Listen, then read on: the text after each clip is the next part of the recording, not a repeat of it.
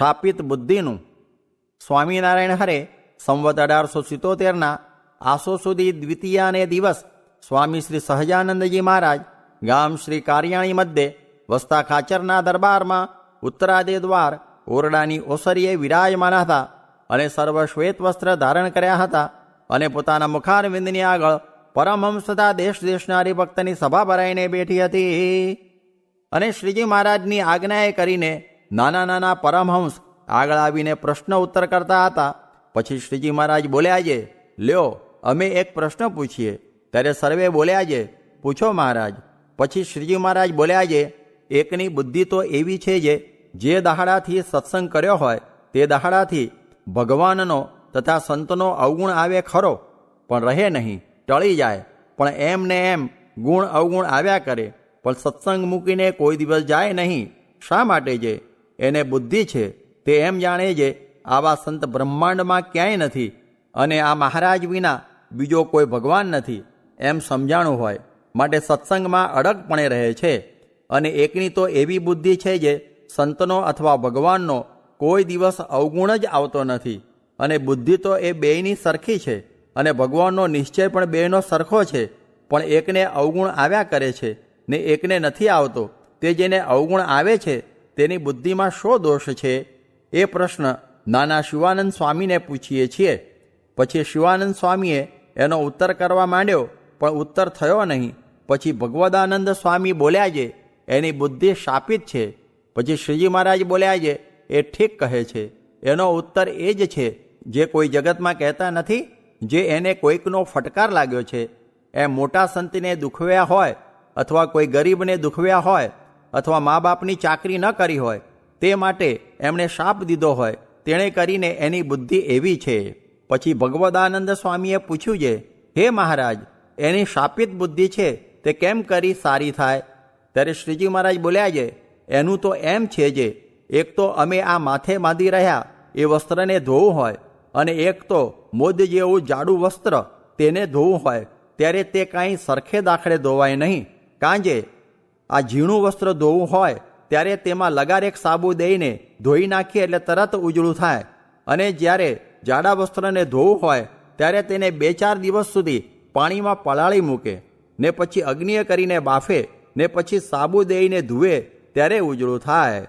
તેમ જેની બુદ્ધિ શાપિત હોય તે સર્વે પાળે છે એટલું જ પાળે તો એ દોષ ટળે નહીં. અને બીજા જેમ નિષ્કામી રહે છે, નિસ્વાદી રહે છે, નિર્લોભી રહે છે, નિસ્નેહી રહે છે, નિર્માની રહે છે, તેમજ એને ન રહેવું.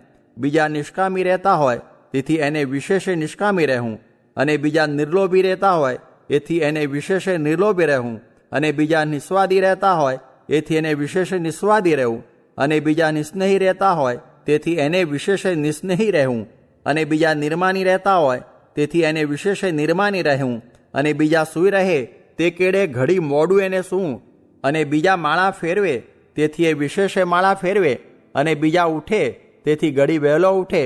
એમ સર્વથી વિશેષ પાળે તો એની બુદ્ધિ શાપિત ટળે, નહીં તો ટળે નહીં. પછી મોટા શિવાનંદ સ્વામીએ મોટા યોગાનંદ સ્વામીને પ્રશ્ન પૂછ્યો છે, કર્મ મૂર્તિમાન છે કે અમૂર્ત છે? ત્યારે મોટા યોગાનંદ સ્વામીએ કહ્યું છે, એનો ઉત્તર તો મને આવડે એમ જણાતું નથી. ત્યારે શ્રીજી મહારાજ બોલ્યા છે, વસ્તુતા એ કર્મ તો અમૂર્ત છે, અને કર્મમાંથી થવું એવું જે શુભ અથવા અશુભ એવું ફળ તે તો મૂર્તિમાન છે.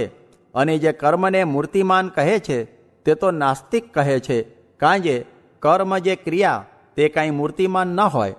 એવી રીતે શ્રીજી મહારાજે ઘણીક વાર્તા કરી, તેમાંથી આ તો દિશ માત્ર લખી છે. એતિ વચનામૃતમ. એવી રીતે કારિયાણી પ્રકરણનું બીજું વચનામૃત જે તે થયું. ભગવાનના ભક્તને 3 પ્રકારમાંથી એક પ્રકારનું ધ્યાન તો રહે છે. તે નિશ્ચયરૂપ ધ્યાન રહે કે સાધુ પાસે જાવું છે એમ રહે, કે હું ભગવાનનો ભક્ત છું એમ રહે. બાકી તેલધારા વૃત્તિ મૂર્તિમાં રહે એ તો સ્વરૂપાનંદ સ્વામી આદિકની વાત છે. સ્વામિનારાયણ રે સ્વામીએ વાત કરી છે, પ્રતિલોમ કરવામાં 4 વિઘ્ન છે. તેની વિકતિ જે સ્ત્રી, દ્રવ્ય, આ લોકની મોટાઈ ને ક્રિયા. સ્વામિનારાયણ હરે સ્વામીએ વાત કરી છે, લખવું ભણવું તે તો ઠીક છે, ને ભક્તિનું કાંઈ શરૂ આવતું નથી, પણ નિયમ રાખી બબ્બે ઘડી આત્મા અનાત્માનો વિવેક કરવા માંડે, ને બબ્બે ઘડી રટણ કરે, ને બબ્બે ઘડી વૃત્તિઓ રૂંધીને બંધ કરે, ને બબ્બે ઘડી ભક્તિ કરે, તો એમ જણાય જે જીવ વૃદ્ધિ પામે છે તો ખરો, ને નિયમ વિનાનું તો પાણીનો ઘડો ઢોળ્યા જેવું થાય છે. સ્વામિનારાયણ સ્વામીએ વાત કરી જે પ્રથમ કાંઈ નહોતું ને આટલા કારખાના થયા, એને હજી થાય છે ને વળી થાશે, એ તો વધતું જ જાશે. પણ મુખ્ય તો કથા વાર્તા, ધ્યાન ને મોટા સંતનો સમાગમ એ જ કરવાનું છે. સ્વામિનારાયણ સ્વામીએ વાત કરી જે આ તો નિયમે કેટલુંક વર્તાય છે, પણ સર્વ વાતની છૂટ મૂકે જે જેમ જેને ફાવે એમ વર્તું, એવી આજ્ઞા થાય ત્યારે કેટલું વર્તાય એમ પોતાનો તપાસ કરવો. સ્વામિનારાયણ હરે સ્વામીએ વાત કરી જે ભગવાન ભજવામાં 3 વિઘ્ન છે. એક લોકનો કુસંગ, સત્સંગમાં કુસંગ, ને ઇન્દ્રિયો અંતઃકરણનો કુસંગ. માટે એ સર્વેના છળમાં આવવું નહીં, ને સત્સંગમાં કુસંગનો જોગ થાય, ને બ્રહ્મરૂપ હોય તો દેહરૂપ કરી નાખે, ને સત્સંગમાં સારાનો જોગ થાય તો દેહરૂપ હોય તેને બ્રહ્મરૂપ કરે. સ્વામિનારાયણ હરે સ્વામીએ વાત કરી જે સૂઈ રહેતો હોય પણ તે ભારે ભગવદી હોય, તે આપણાથી ઓળખાય નહીં. તે ઉપર ગામ ભાદરાના ડોસાભાઈની વાત કરી જે એ મંદિરમાં આવીને સૂઈ રહેતા ને બીજા અડધી રાત સુધી બેસતા, પણ તેની બરાબર થાય નહીં. સ્વામિનારાયણ હરે સ્વામીએ વાત કરી જે પદાર્થ ઝાઝા ભેળા ન કરવા, નીકર મૂંઝવણ થવાની, ને વાસના રહે, ને દેહ સારું પદાર્થ છે અને દેહને તો વેરી જ ગયો છે. તે ભજન કરવા ન દે, વાંચવા ન દે તેવો છે, ને દેહાભિમાન મૂકી સર્વે દોષ જાય છે. એમ વાત કરી તે ઉપર વચનામૃત વંચાવીને કહ્યું છે, મુક્તાનંદ સ્વામી જેવા હોય તે પણ પદાર્થનો જોગ થયે ઉતરતા જેવા રહે કે ન રહે. બીજું 16 સાધનનું વચનામૃત વંચાવ્યું ને કહ્યું છે, તેણે કરીને અક્ષરધામને પમાય છે. સ્વામિનારાયણ હરે સ્વામીએ વાત કરી છે, પંગતમાં બેસીને મેળાવીને લાડુ જમે તે નિસ્વાદી કહેવાય, ને એકલો નોખો જો કાચો બાજરો ચાવે તોય પણ તે સ્વાદીઓ કહેવાય. તે માટે જુદું પડે જ બગડે છે, અને નિસ્વાદી કેને કહીએ. એ પ્રશ્નનો ઉત્તર કર્યો જે પંગતમાં જે મળે તે મેળાવીને ખાઈ લે, બીજું કાંઈએ ઉપાર્જન ન કરે, ને ચાળા ચૂંટતો ન ફરે, એ નિસ્વાદી કહેવાય. ને ત્યારે જ ભગવાન એની ઉપર રાજી થાય છે. તે રાજી કરવાના ઉપાય સાધુનો સમાગમ ને નિયમ એ 2 છે. ગર્ભવાસમાં શું કહીને તું આવ્યો રે, એ કીર્તન બોલાવીને કહે છે. તરવાર તો ખરી પણ ક્ષત્રિયના હાથમાં હોય ને વાણિયાના હાથમાં હોય, એમ આવા વચન પણ બ્રહ્મવેતાના લાગે પણ બીજાના લાગે નહીં.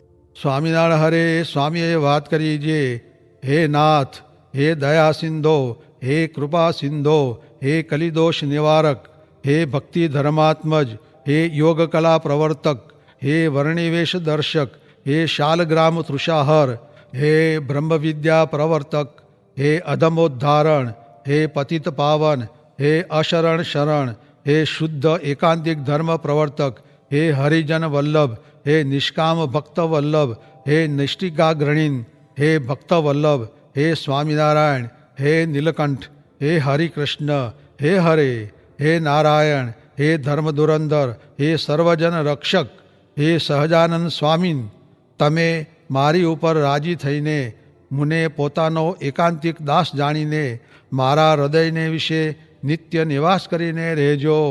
આવી રીતે નિત્ય વહેલા ઉઠીને શ્રી પુરુષોત્તમ ભગવાનની મુમુક્ષુએ પ્રાર્થના કરવી, ને આવી રીતે જો મુમુક્ષુ નિત્ય પ્રાર્થના કરે તો તેના હૃદયમાં સાક્ષાત શ્રી પુરુષોત્તમ ભગવાન નિવાસ કરીને અખંડ રહે.